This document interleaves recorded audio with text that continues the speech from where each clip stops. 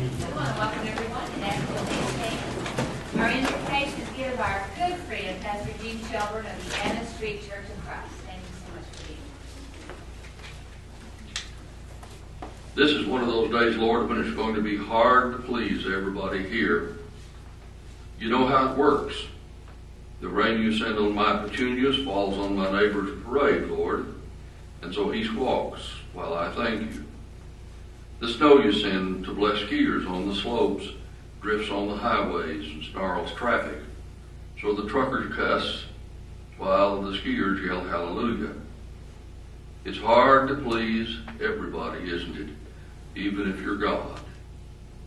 Ordinances will be passed today, Lord, and resolutions will be approved that will warm some hearts and infuriate others, regardless of how fair our commissioners try to be. A board appointment applauded by one citizen will likely be protested by another. A contract that delights one businessman will be called grossly unfair by his competitor. Golf course improvements that seem wasteful to one citizen will seem absolutely essential to another. If everyone here can't have his way today, Lord, grant at least that every citizen's expectations may be reasonable and that every ruling by the Commission may be fair. Help our leaders always to remember, Lord, that pleasing you matters far more than pleasing any of the people. In the name of the one who was crucified by people pleasers, amen. Thank you so much. Please be seated.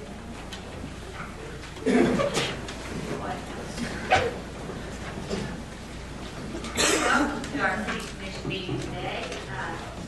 Let's see, we're about halfway through the month for our next night meeting. So again, we're glad that some of you are here and we appreciate your attendance. We'll go ahead and start with our agenda. First item on the agenda are the minutes. Do I have a motion for approving minutes? Minutes as presented.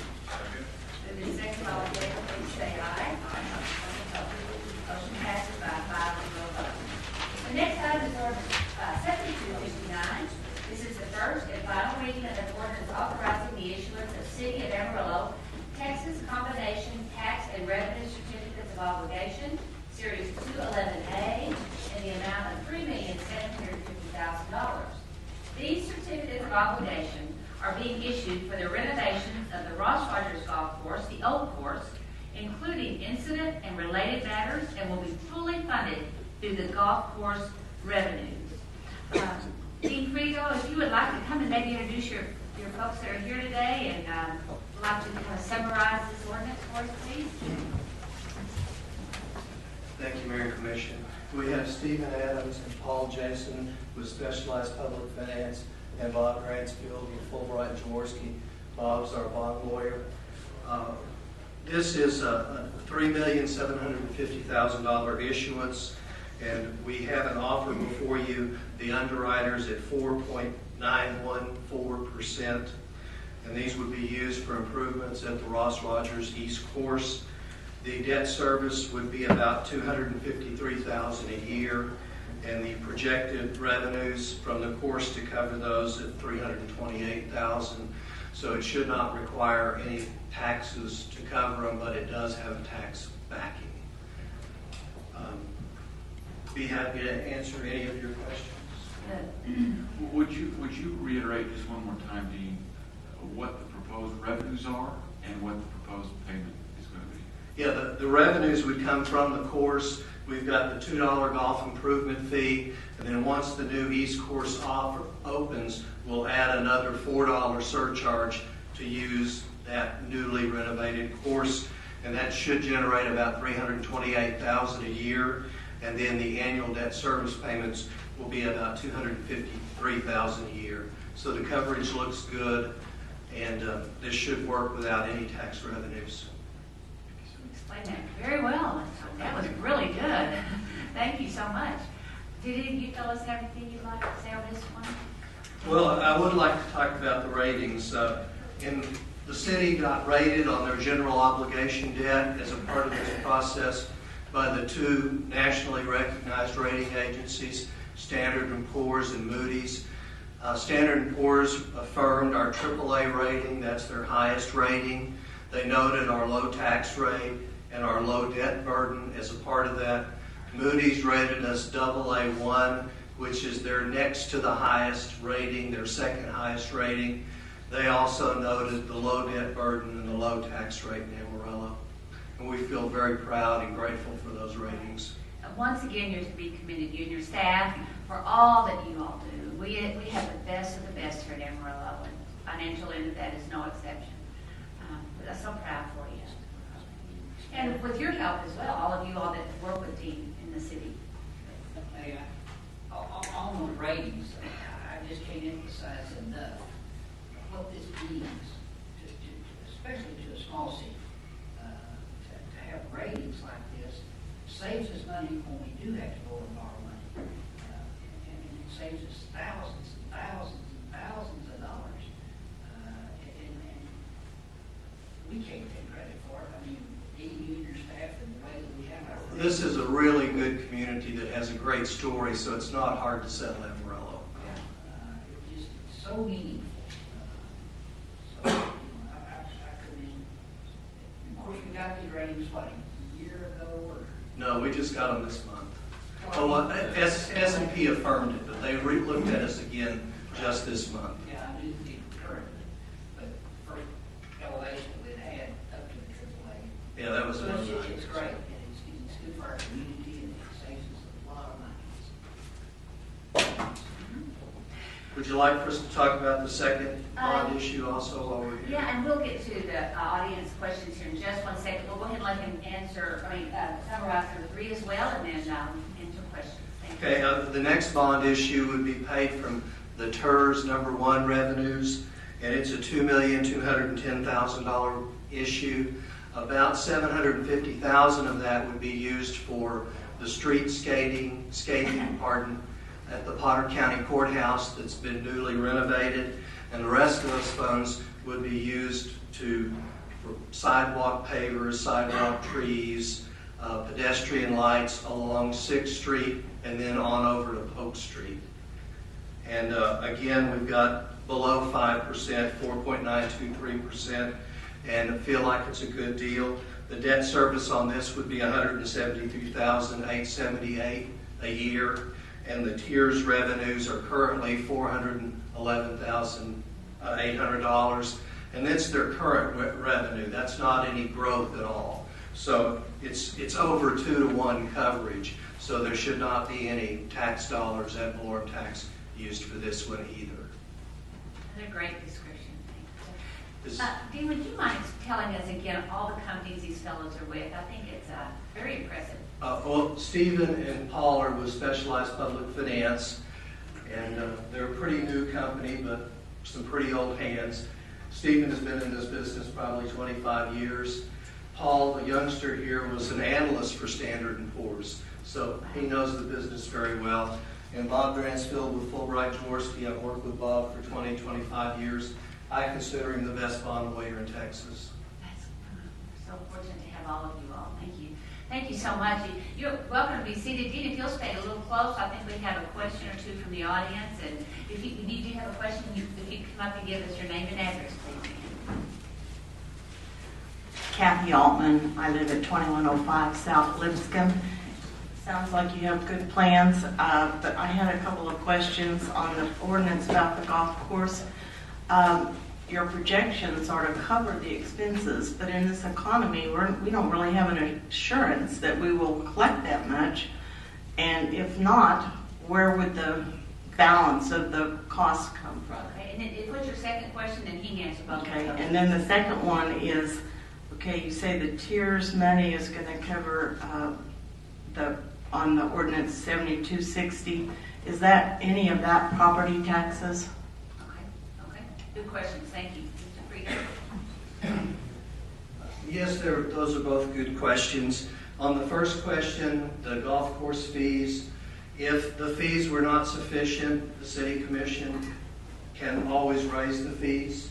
So they still have that prerogative. The tax backing does make the cost of the debt cheaper. Then on your second question, the tiers, The tiers is set up, it had a base in 2006 of 139 million in property value. And then the increase in that property value, which is now about 181 million, the increase times the tax rate is what flows to the tiers for the participating entities, which is the Potter County, Amarillo College, the Water District, and City of Amarillo. So it's on the increment of those property values is what goes to the tiers. For downtown properties. They are downtown properties. Thank you. So these downtown properties are paying for these downtown improvements in essence. From that initial zone or Yes. from the extended zone? No, the initial zone, the first tiers we set up, it's the downtown is paying for downtown. Mr. Mayor, if I- Yeah, I was going to ask you a question too. Just briefly to that, again, excellent question on the golf especially.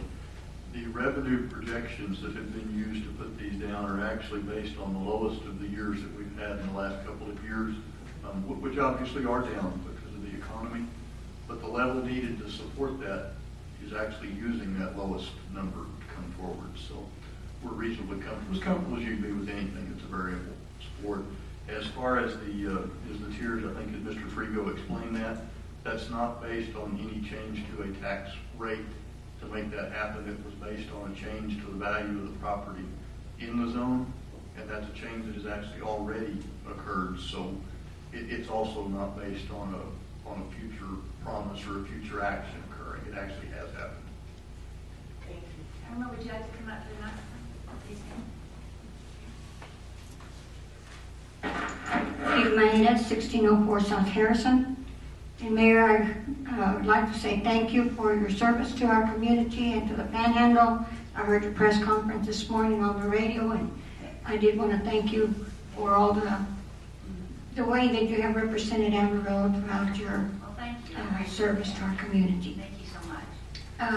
On the golf course, I don't play golf, I don't know too much about it. This January, I received our statement from the Navy retirement that there will be no increase in our cost of living. I got the Social Security, again, no increase in the cost of living. It seems to me that about for the next 2 years at least, we are not going to get a cost of living. So in the meantime, food, gas, everything's going up.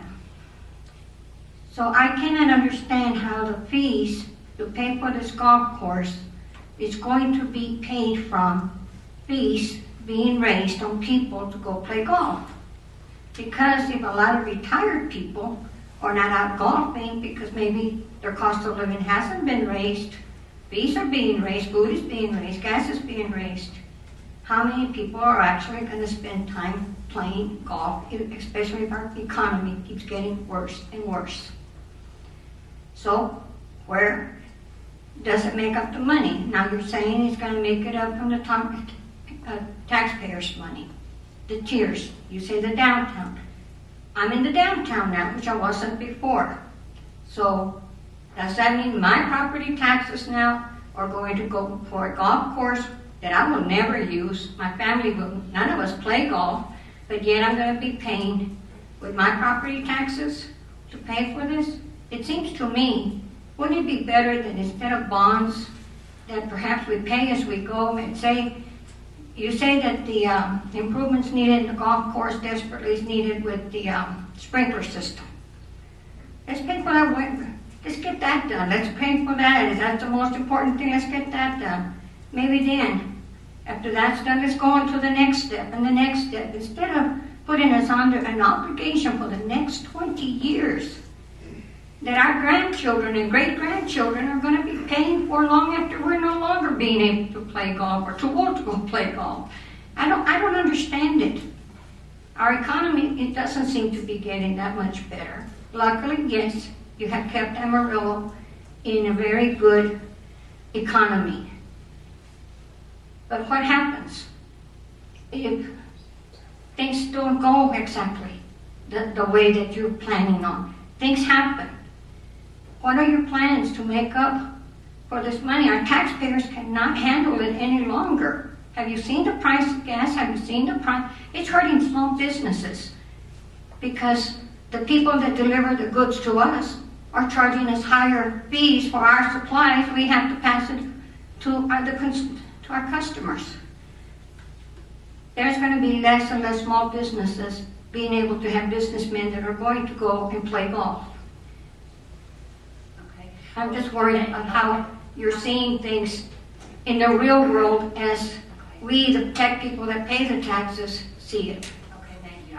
I tend to have a more positive outlook for what's happening in Amarillo, and but we do have backup plans, and that's what Mr. Atkinson was talking about, I believe, particularly on the golf course he had talked about. And again, we're basing the payback on the lowest number of players that we've had over the last, how many years did you say? 2 years. So we anticipate that, rightfully so, to go up, but if it doesn't, we base it on the lowest number of golfers that we've had in the last 2 years. Mr. Atkinson, is there any way that you would like to address that again on what our backup plan might be? I know we've looked at this many ways, and so we're certainly ready for it. If it does not go this way that we hope it's going, that we have a backup for that.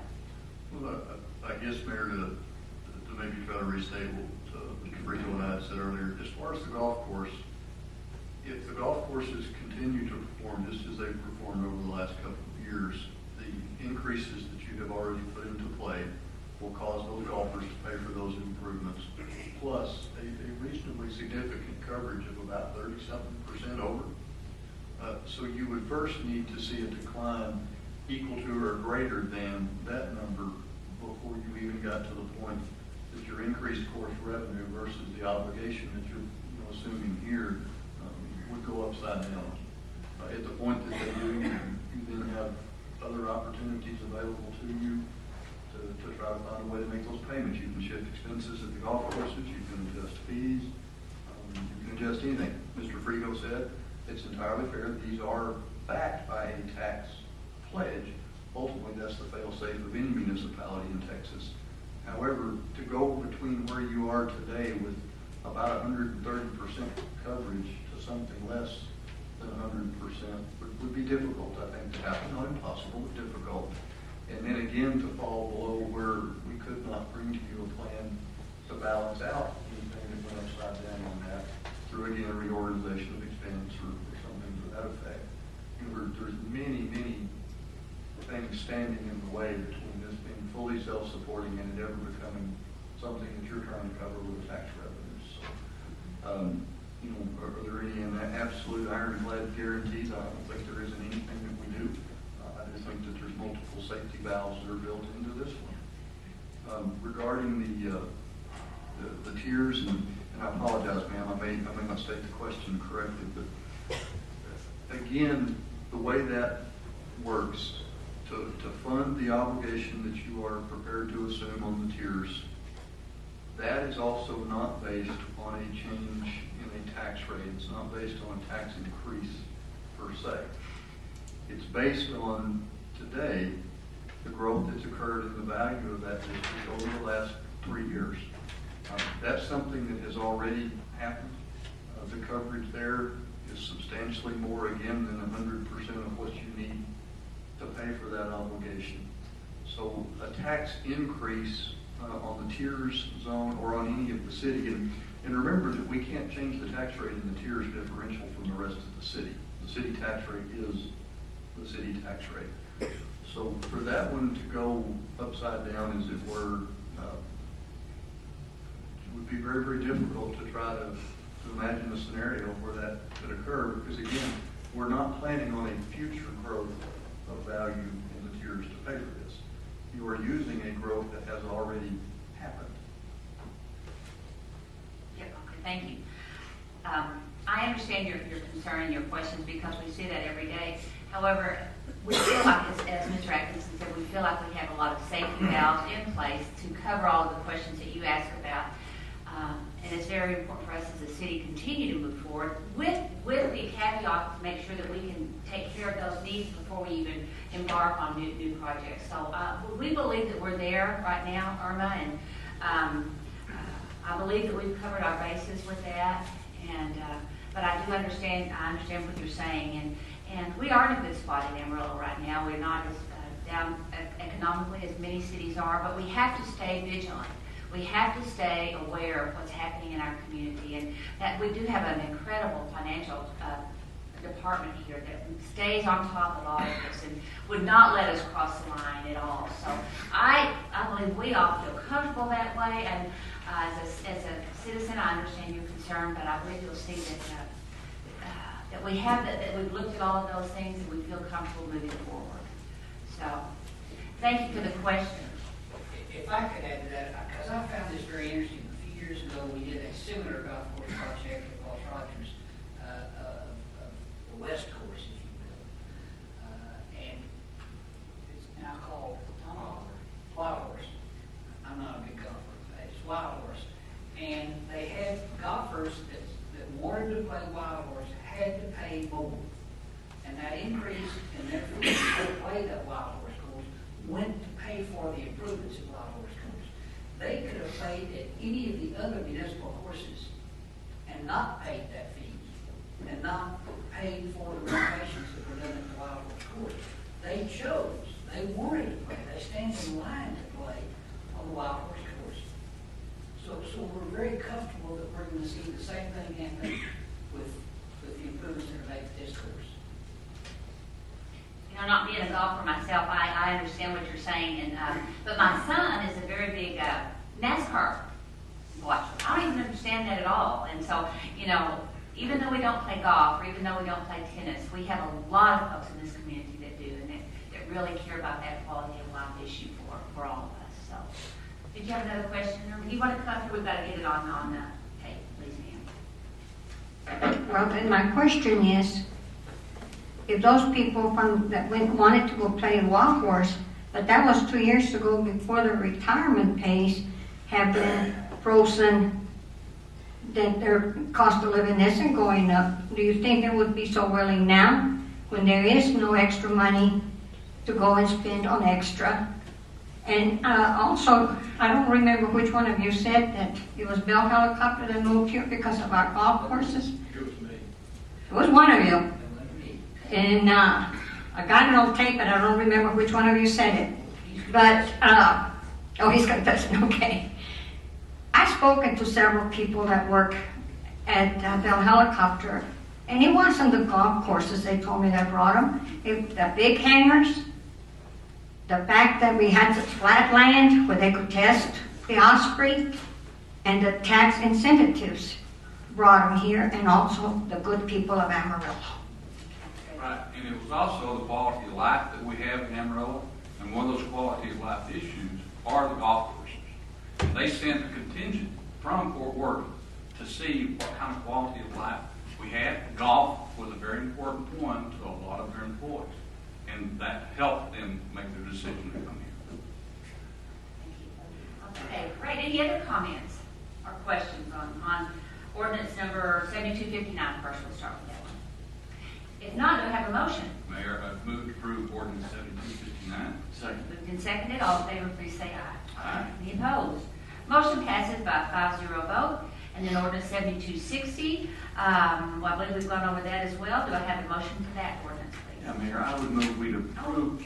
I forgot to change something. You had changed it? Oh. Okay. Yeah, I would move that we approve ordinance number 7260, except there's going to be a slight change in the number on the third line where it says $2,260,000. That's $2,210,000. Okay. I second that. Moved and seconded. All in favor, please say aye. Aye. Any opposed? That motion passes by a 5-0 vote. So we'll move on now to resolution, public hearing, which is what this is today, a public hearing on proposed substantial change to the 2010-2011 Annual Action Plan of the Consolidated Plan for Housing and Community Development for Amarillo Habitat for Humanity projects. This resolution conducts a final public hearing on a substantial change to the 2010-11 Annual Action Plan of the Consolidated Plan for Housing and Community Development for Amarillo Habitat for Humanity. Habitat is designated as a local community housing development organization and they call it CHUDO, that's right. and receives funds annually from the city's Home Investment Partnership Program, funded from the Department of Housing and Urban Development. Traditionally, Habitat has used TRODO funding in the construction of new homes. Habitat has requested that a portion of the TRODO funding be used to renovate and to sell homes owned by Habitat. The Community Development Advisory Committee considered the request in the first of 2 required public hearings and recommends approval of the substantial change. Habitat will use its current and prior allocations of the TRODO funding for both the new construction and rehabilitation projects. So, summarize, Mr. Atkinson, if you'll just summarize what does this mean for housing in Amarillo, for housing, for the TRODO project. Mayor, if we could, I would ask that we call Ms. Donna Wick of our staff. Oh, yeah, Donna here, Steve Smart, To or y'all explain that much quicker and more succinctly I'm so than I sorry. am. We also have Mr. Stephen Smart from Habitat in the back of the room here, if you have any questions for him. Are you fairly new? Is that right? No? I am new. I've been in Amarillo, thank you, for almost 2 months. Oh, that is, So wow. from Georgia, and I just want you to know that they called me and were laughing at me my first week when we had those 4 inches of snow, but I was able to call yesterday because Georgia has been paralyzed in over 7 to 10 inches of snow. So what goes around comes around. That's I right, told them that's that. right, that's right. But yeah, they're not as prepared for snow, and everything was closed down. So they all had a snow day after I left. So. Oh. But anyway, I appreciate you commented and you reviewed it perfectly, what we were trying to do. Steve Smart is here today. He is the Executive Director of Amarillo Habitat for Humanity. And our substantial changes is our last public hearing to hear public comment according to our HUD regulations before we submit our change to HUD. This is to our 2010-11 action plan, which you approved back in July of this summer, which gives all of our projects for the coming year. The change to their project is, as you articulated, they currently are building single-family homes, which we subsidize to them through our home program. The home program is a great program. That is one of our 2 funds that we get every year. The home is our Home Investment Partnership Program, which is dedicated to building affordable and decent housing for low to moderate income people, which is very important, especially in this economy today, to help people do and afford housing. What our change is going to allow Habitat for Humanity to do is, unfortunately, maybe buy back some of their homes that they've sold that have gone into foreclosure. And when they buy those back, they do have to rehabilitate those because, as you know, there's a lot of things that may be missing or just not taken care of, so there is a rehab component there. In addition, allows them maybe in a community where they're building single-family homes to buy additional homes that maybe need to be rehabilitated, which adds to the improvement of the building stock in Amarillo, but also, as we know, revitalizes our community. Sometimes when you just do single-family homes at a time, it doesn't give you the volume to really improve the whole entire community. So it's a big enhancement for Habitat. It allows us to work with them in a lot of different funding ways to be able to improve the housing stock here in Amarillo. Just to give you a little background, if you've never worked on a Habitat project, the reason that they are such good synergy with our program is that it is an international organization, and how they build their homes is through volunteers of labor, but also volunteers of construction materials. So Home Depot and those organizations, when they donate materials, plus when people come in from organizations to build homes, it allows them to sell their average home, say, between $40,000 and $60,000, which is an unbelievable advantage for homeowners. In addition, they can also finance those homes. So it's great synergy with our programs and a great asset to any city such as Amarillo to have a very active Habitat for Humanity. So one of our goals this year is to improve our partnership with Habitat, and this is a great way for us to do that. They have also been a CHODO, which is our Community Housing Development Organization. They have to be a CHODO in order to receive funds from our home program. And they have been a CHODO actually when I printed the report since 1992 here in Amarillo. So even though Steve hasn't been the executive director that long, their relationship has been very extensive here in Amarillo. So I'll introduce you to the executive director. This is Steve Smart. If you have any additional questions that you want to ask him about their program here. Thank you so much. How are you? Good. Did you have anything you would like to add to what Donna had? Well, she stated that these funds would be used on homes that have been foreclosed on, et cetera. That is only a portion of it. We do actually buy the homes back at times from families that have bettered themselves and moved to different cities for jobs, et cetera. Hopefully the foreclosures will be on the low end of all that. And there have been discussions that with our board that at some point we will be looking for houses to purchase and rehabilitate for these types of things. When other opportunities arrive that make that easier to do that with less staff, et cetera, instead of just keep adding staff, then we will pursue that. But this is one of the steps that will give us the opportunity to pursue that, is funding available for the rehabs. And being the director, do you see Amarillo having a higher or lower or about average foreclosure rate on our Habitat homes in other cities? Probably about average, about the same. Habitat foreclosure rates are very low all across the country. And it's because we do finance the homes ourselves. We carry the mortgage and service it, so we're able to work with the families more than what your banks would be able to, because we have a personal relationship with the families. And how many do you work on, like in a month? How many Habitat? That varies. Okay. 1, like 10? We've had as many as 4 going at once. It depends on funding and when it becomes available and when the family's ready. The last 2 years, last year and a half, it's been 1 at a time. The previous year to that, we had 4 going at one time. It just kind of varies. The economy has hurt us a lot.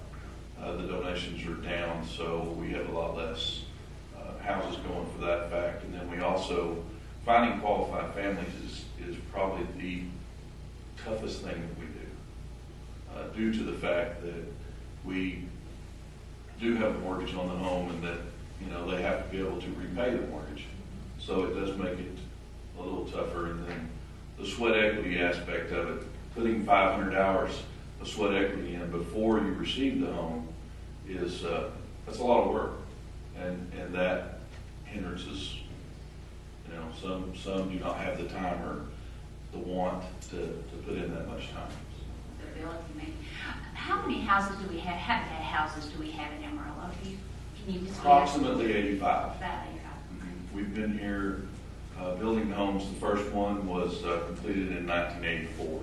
Okay, great. It's such a wonderful project, and I thank you all for all your dedication to this. I might put in a commercial to take your donated items, your construction items you're not using or anything in a home to restore to the Restore store, and so it can be reused in the Habitat homes. So we sure do thank you. Does anyone else have any questions? Thank you for your dedication and your hard work. Donna, we're glad to have you in Amarillo. Thank you. Yes.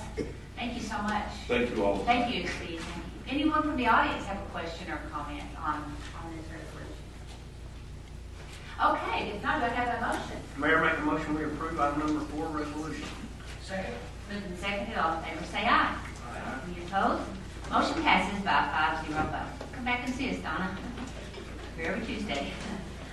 Next item are appointments, boards, and commissions. Appointments are needed for the following boards: Civil Service Commission, Construction Advisory and Appeals Board, Zoning Board of Adjustment, and Environmental Advisory Committee. Do I have any nominations from the commission to fill these appointments? Mayor, if I may, for the Civil Service Commission, we reappoint D.B. Reynolds. On the Construction Advisory and Appeals Board, that we reappoint Bill Uday, Gary Strickland, and Gary Ward, all 3 of those reappointed. On the Zoning Board of Adjustment, we reappoint Sandra Deere DeWeese and Betty Farrell. And then with Wayne Osteen, he has been an alternate member of that board. We make him a regular member of that board.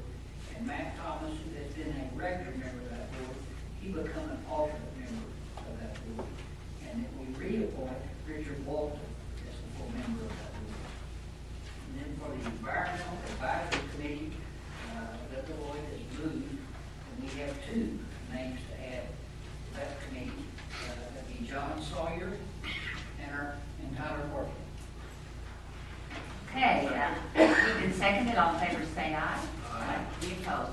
That motion passes by 5-0 vote. I might mention quickly that on our website, we will be having boards and commissions that we appoint to on that website. So if any of you all are interested in serving on a city-appointed board or commission, I would encourage you to let us know, because we'd love to put you on there. And Tyler, I want to commend you. It's great to have young people that have been so interested in city politics. You've attended all the meetings, and not all of them, but most of them, and you're going to be a great asset to that environmental committee. So thank you for your interest in city government. We appreciate it. Thank you, Tyler. Okay, and the last item is a consent agenda. Recommends the following items be approved and that the city manager be authorized to execute all documents necessary for each transaction. A is for the Potter County Wellfield Collection System Pipeline Project. B is approval, you say Crams Inc., or Arden Road Company's airport lease. And C is approval Amarillo Habitat for Humanity funding agreement for infrastructure improvements number 2, which addresses the paving of an alley for the Habitat area in between those sections there, between, let's see, Southeast 27th to Southeast 28th, between Mirror and Houston Streets, right? Is that right? Let's see, you know, I just can't pass over the Potter County Wellfield. That is such an important project for the city of Amarillo. And who would you like to speak on this one? Emmett, or you, or? Well, I don't believe Mr. Rodriguez is there, so. Oh, okay. I'm not going to be glad to speak. I would love you to, Okay. please. This is another one of the continuing pieces of the Potter County Wellfield project that's currently underway up northeast of Amarillo along Highway 136. The contract that's before you today is to put in approximately 21 miles of pipeline that will connect the various wells that will be in that well field, collect all that water and bring it to the pump station that you previously approved for construction. Of course, from the pump station is the large single 48-inch line that bring that water back to town. Again, there's 21 miles of these small lines that will be put in. They're also being installed in such a manner that as we need to replace wells in the future, or if we need to add more to grow the total output of the well field, we'll be positioned to do so. This bid, like many that we've had on the project, has come in below the original budget. This one came in about 10.2% below budget, so we're very pleased to bring that up. This well field is so important for the future of Amarillo, to bring water into the city as we have depleted resources with Lake Meredith, but it will be a tremendous resource for many, many, many, many years to come. Do we have any comments on the audience on any of the consent agenda items or any questions on any of those items before we move on? Yes, ma'am. If you'd like to come up here, how are you? I'm sorry to make you come up. I've got some information with you. Well, it's just a correction. Oh, okay. Beyond Kaufman Community Development, Okay. on the Habitat, it's the sewer main, the alleys between 27th and 29th. Instead of 29. Yeah, it's 2 28. blocks instead of 1. Oh, thank you for bringing that to our attention. Anything else on there? Okay. Thank you. Great, so we'll make that correction to the 27th to 29th Avenue. Thank you so much. Let's take a copy of that. Any others? If not, do I have a motion? Mayor, I move approval of the consent agenda as presented. Second. Moved and seconded. All in favor say aye. Aye. Any opposed? That motion passes by 5-0 vote. Well, that concludes our regularly scheduled meeting. We do have one of our, before we have our public comments, we have one of our in-house attorneys here, Ms. Courtney Morris, that would like to reread something to you all that we read last week, and I think it was very beneficial. So, Ms. Morris, if you would read that to all of us before we have our public comments. Thank you, Mayor. Please understand that by state law, the City Commission cannot discuss a matter presented during the public forum. The Commission and staff are limited to the following responses during the public forum. 1, recite a policy or state a fact that may address or answer your concerns. 2, direct you to contact the city manager or other city staff for assistance. And 3, consider placing your topic on a future meeting agenda for full discussion. Thank you so much. And again, we will ask that if you have comments, if you'll try to keep it within 3 minutes, and we'll keep this meeting moving along. And we'd love to hear from anyone that would like to discuss anything with the City Commission at this time. And the floor stands open for those comments. Yes, ma'am. Hi. And we just need your name and address, please. Yes, ma'am. Mayor, Commissioners, my name is Hazel Rich, and I live at 204 Rolling Trail, and I realize I'm out of the city limits, but my concern is within the city limits. And I am here solely acting on myself, one person. Have you ever considered, or will you please consider putting a light out on Ross Street by Sam's and that post office? It's extremely congested. I'm sure everybody in this room knows how congested that area is. And at a holiday, it's just a nightmare. People want to turn left, and you've got one lane, center lane, to turn left, and there's somebody coming at you, wanting to go to Sam's, and you want to go to the post office, and it desperately needs a light. And I had an accident and totaled my car 2 days before Christmas, so surely I am not the only person that's had an accident right out there. And if there's more homework I need to do, if I'm in the wrong house, to be asking them, let me know. If there's homework I need to go to the city to find out how many accidents have been there, let me know and I'll do my homework. Thank you, Ms. Rich. I tell you what, Michael Rice? Here. Michael, if you'll raise your hand, he can visit with you after the meeting about you're right, you're not the only one that's mentioned this location. So if after the meeting, we'll visit with him and see if we can bring everybody up to speed and what we need to do from here. All right. Thank you, Ms. Rich. Thanks so much. Anyone else? Glad to have Excel in the audience today. Glad to have you all here. We really appreciate everyone coming today. We have another closed session meeting after this. So again, thanks everyone for coming. Ms. Rich, if you'll get with Mr. Rice back there, and this meeting stands adjourned. Thank you.